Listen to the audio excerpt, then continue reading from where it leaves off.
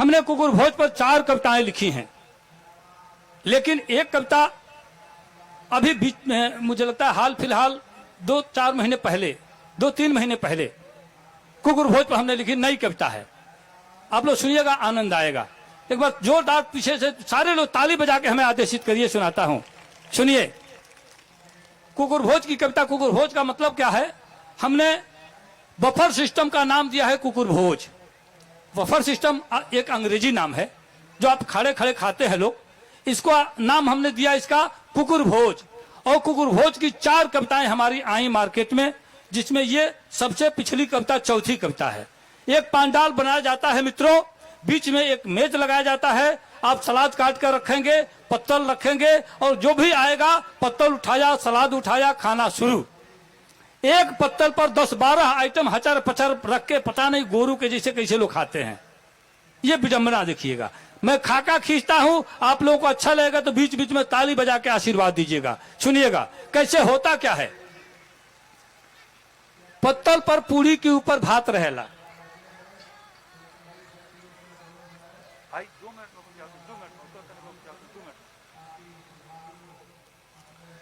पत्तल पर पूरी के ऊपर भात रहेला। आदमी गइल बा, पत्तल पर पूरी ले लिहल, सलाद ले लिहल, आ तले एक कलछुल भातो पर गिर गई। भात गिरल तो थोड़े दालियों गिर गई, उनमें से थोड़े पनीरो गिर गई, पापड़ पड़ल तो पनीर पड़ गई। सारा आइटम देखी कौने तरह लोग खाता। पत्तल पर पूरी के ऊपर भात रहेला और सब्जी के नीचे सलाद छपटात रहेला।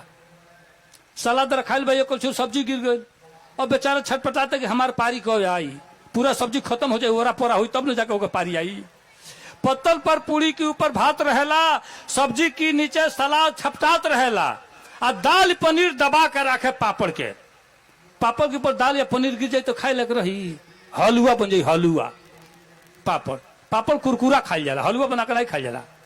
दाल पनीर दबा कर रखे पापड़ के, आ मरचा मुरई मन ही मन मुस्कात रहेला। चलो बेटा खा लेबो, ओकरे बाद हमार दर्शन होई। हम इतना नीचे दबाइल बनी, मरचा मुरैया सोचता। मरचा मुरई मन ही मन मुस्कात रहेला। और रसगुल्ला की रस में भिंडी के भुजिया, वही जो रसगुल्लो रखल बा, जब अपने हाथ ही उठाओ के देखो, उठा के आदमी रसगुल्लो रख लेला, ओकर रस बही के आयल बतल में भिंडी के भुजिया गिर गई। स्वाद दोनों के हो गल खत्म। रसगुल्ला की रस में भिंडी के भुजिया, अब पानी रही किनारे कहीं लजात रहेला। पनिया के दुल्हन की तरह लोग चोरवा के रखा था। पूछक पर पानी के ने बा हो, तो पंडाल की है कोने बा, पंडाल की है पार बा, लौकेला नाई पानी कहीं, दुल्हन के तरह चोरवा लोग रखे। पानी रही किनारे कहीं लजात रहेला। और सिरसिया की धरती पर जे भी नौजवान, जे भी बुजुर्ग बा, अगर एक शब्द बादशाह प्रेमी के गलत अगर हो जाई, आप हाथ उठा के बताई, और ना ये सही कहब तो ताली बजा के समर्थन करब। बफर व्यवस्था जहां रहेला तहां तहां गोड़ तो छोड़ी, हाथों कहां धोवात रहेला। केहू हाथ धो के खैले आज ले बफर व्यवस्था में? इतना लोग में बताओ केहू, चाहे वो नौजवान हो गए, चाहे बुजुर्ग हो गए, चाहे माता बहन, केहू बताओ आज ले बफर सिस्टम में केहू हाथ धो के खाद दखले बा? केहू दखले बा? केहू दखले बा ना। चाहे वो भले कुछ कैले होखे, चाहे भले वो कुछ कैले होखे, चाहे भले वो कुछ कैले होखे, लेकिन वही हत जाके हचर हचर खाल शुरू कर देना। ये आदमी हो के राक्षस हो भाई तू। बफर व्यवस्था जहां रहेला तहां तहां गोल तो छोड़ी, हाथों कहां धोवात रहेला। अब भिख मांगा जस मांगे मांगे बड़का आदमी गोरून जैसे घूम घूम के खात रहेला। गोरून जैसे भिख मांगा जस मांगे मांगे बड़का आदमी गोरून जैसे घूम घूम के खात रहेला। एगो विडंबना देखी है सबके कि स्वेटर टोपी कोट पहिरला की बादो, स्वेटर टोपी कोट पहिरला की बादो जाड़ के मारे हाथ गोड़ कठुआत रहेला। बाकिर मेहरारून के फैशन मत पूछी, देख देख दूसरे के सिर चकरात रहेला। देख देख माघ महीना में हम देखले बानी, जाड़ पड़ता हमने के हाथ गोड़ ठिठुरता, लेकिन ये लोग शीशा की तरह पारदर्शी पहिर के लोग जाई। पता नहीं जलवा ये लोग के लगवा से कहाँ चल जाला। हम यह आज नहीं समझ पौनी। ये लोग को ठंडी नहीं लागल को, हम नहीं देखले। माघ फागुन में बारात जाई, आप देखो मर्दे के पोशाक देखो और मेहरारू कुल के पोशाक देखो, आपके समझ में आ जाएगी हम गलती कहते नहीं कि सही कहते नहीं। कि जाड़ के मारे हाथ गोड़ कठुआत रहेला, बाकिर मेहरारून के फैशन मत पूछी, देख देख दूसरे के सिर चकरात रहेला। कट्टी कुर्ती टाप जींस ऊंची जूती, नाचत नाचत गिर के देह छिरात रहेला। आ डीजे भंगड़ा पर दुल्हन बेटी नाचे। असली विडंबना वाली बात को होता नहीं, शीर्षियों में होता ही, हमरो गांव होता, पूरा दुनिया संसार में होता, लेकिन ऐसा ना होके चाहिए। पहले होत रहा बाहर के लोग नाचे खातिर बोलावल जाई, नृत्यांगना जौना के कहल जाई, नाचे खातिर खाली बोलावल जाई। घर के मेहरारू भोजन बनावे खातिर तैयार रही है। अब का होता, बाहरी लोग भोजन बनावे होता, घर के मेहरारू पहले से उठलाली लगा के तैयार बड़ी कि भांगड़ा पर कब लकड़ी बाजी, जाकर लगे ढिमिक ढिमिक करे में।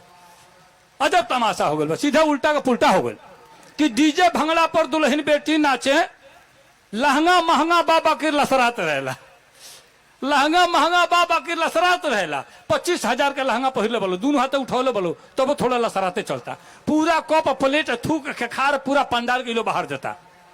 हम देखले बने आखी से। अच्छा मान ली कौन अगर भूला भटक उनका लड़का अगर होखे गोदी में, कोई भूला भटक एगो बेगो होखे, तो लड़कवा समझिए कि बेगवा समझिए कि लहंगवा समझिए, है एक साथ इसको समहरा पाई? बिल्कुल नहीं समहराई। लहंगा महंगा बाबा की लसरात रहेला। अब प्रेमी भाई जुग जमाना बदल गई, अब मंगल गीत बताई कहाँ गवात रहेला, मंगल गीत बताई कहाँ गवात रहेला। सज्जनों, पहले मंगल गीत गाया जाता था। हम लोग पुआल के का बीठा बनाकर बैठते थे, पुरैन के पत्ते पर भोजन करते थे, लेकिन वह प्रेम, वह स्नेह, वह श्रद्धा सारा समाप्त हो गया। आजकल हम पाश्चात्य संस्कृति के ऐसे गुलाम बनते जा रहे हैं कि हमारी सभ्यताएं सारी की सारी कुंठित हो गई हैं। चाहे हमारा पहनावा हो, हमारा भोजन हो, चाउमीन, बर्गर, डोसा, ये सब ये अपने देश की अपनी परंपरा का कुछ भोजन नहीं है। विश्वास करिए आप, और मैं दावे के साथ, चैलेंज के साथ कहता हूं, कोई व्यक्ति बताएगा हमको, आप रिकॉर्ड कर लीजिएगा मैं सही कह रहा हूं या गलत। 1 महीने तक लगातार आप ठंडा पीजिए, ये जो तमाम ठंडा, जो नाम नहीं रखूंगा किसी का, काला, पीला, हरा, नीला जो भी आ रहा है, 1 महीने तक ठंडा पीजिए और उसका रिजल्ट 2 महीने के बाद पाइए आपको शुगर हो गया, आपका बीपी हाई हो गया, आप तनावग्रस्त हो गए, आपका डाइजेशन खराब हो गया, पाचन क्रिया समाप्त हो गई, लीवर गड़बड़ हो गया, पेट में पत्थर, क्या क्या हो गया, समस्याएं हो जाती हैं मित्रों। इसलिए मैं फिर से निवेदन करता हूं आप सबसे, सावधानी हटी और दुर्घटना घटी। और आयोजन समिति का धन्यवाद करते हुए मैं अपनी वाणी को विराम देता हूं। आखिर ना तो हम रोबोट हैं और ना ही कोई इंजन है, हैंडल मार दिया स्टार्टिंग तो स्टार्टिंग, बीच में कहीं ब्रेकअप नहीं। इसलिए मैं अपनी वाणी को विराम देता हूं। फिर से तमाम माताओं बहनों का, तमाम उपस्थित सज्जनों का धन्यवाद करते हुए शीर्षा नंबर 1 की पावन धरती को प्रणाम करता हूं और यह कहते हुए अपनी वाणी को विराम देता हूं कि आपसी सौहार्द हमारा कहीं खंडित न होने पाए मित्रों, किसी प्रकार का जातिगत भेद हमारे बीच नहीं पनपने पाए।